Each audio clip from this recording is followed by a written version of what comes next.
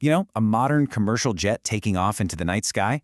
It's usually one of the most routine, mathematically predictable things on Earth.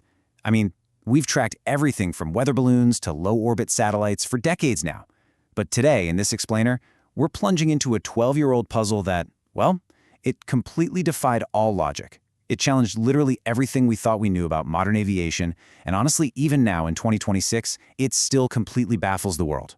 We're talking about a massive Boeing 777 that just ceased to exist on civilian radar, leaving behind this haunting trail of unanswered questions.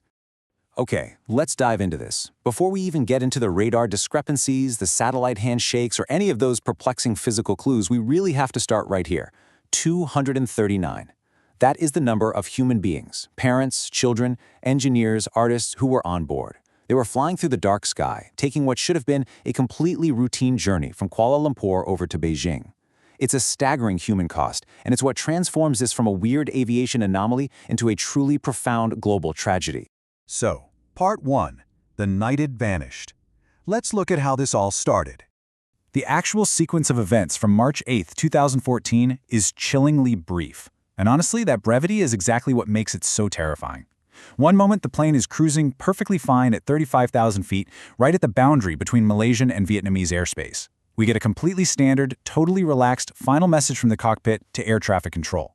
But then, almost instantly after that handoff, that routine check-in is replaced by just eternal radio silence. The secondary radar transponders, the systems that broadcast who the plane is and how high it's flying, were severed. The communication systems went completely dark. Within minutes, the aircraft simply vanished from civilian radar. It disappeared from the grid like it had never even been there.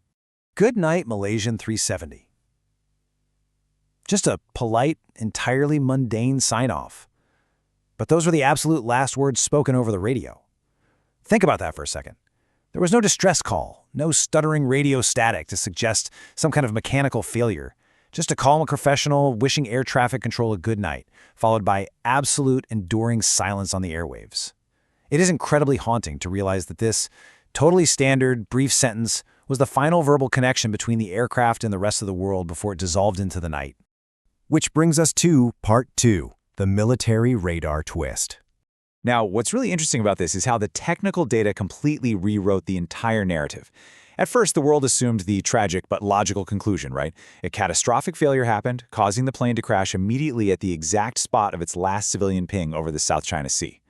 But military radar systems operate fundamentally differently. They don't politely ask an airplane's transponder to identify itself. They basically just bounce raw, uncooperative radio waves off large metallic objects in the sky. And that raw military radar revealed a completely chilling truth. MH370 hadn't crashed at that waypoint, actually scratched that initial theory entirely because someone or something caused the plane to deliberately turn back, cross right back over the Malaysian peninsula, and fly completely off the civilian grid in total silence for hours, just a massive commercial jet ghosting through the night sky. And that leads us into Part 3, debris but no black box. That unbelievable radar revelation shifted the whole focus over to the remote stretches of the southern Indian Ocean. It triggered literally the most massive, astronomically expensive search in human history. For years, you had international fleets using super advanced sonar scouring this deep, mountainous underwater terrain. And eventually, the ocean did yield some answers. Fragments washed ashore on distant beaches, things like flaperons and pieces of the wing, which confirmed that yes, the plane did indeed meet its end in the violent waters of the Indian Ocean. But here's the kicker. The one absolutely crucial piece of the puzzle, the black box, was never found. Without the flight data recorder or the cockpit voice recordings, the physical debris only answers the where. It leaves us completely blind as to the why. And because that critical data is still buried somewhere at the bottom of the sea, 12 years later, MH370 remains aviation's most impenetrable puzzle.